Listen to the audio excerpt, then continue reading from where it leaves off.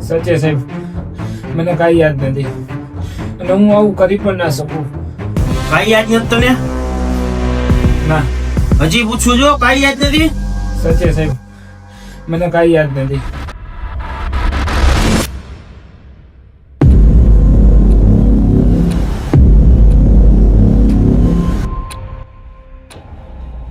હું યાદ કરાવું તને કે જેથી રાત્રે વિજય સુતા હું તને શું થયું હતું ઈ?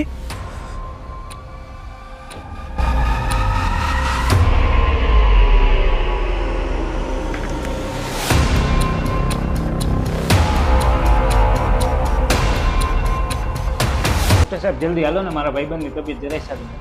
શું થયું? એ કાંઈ ખબર નથી સાહેબ, જલ્દી હાલો તમે.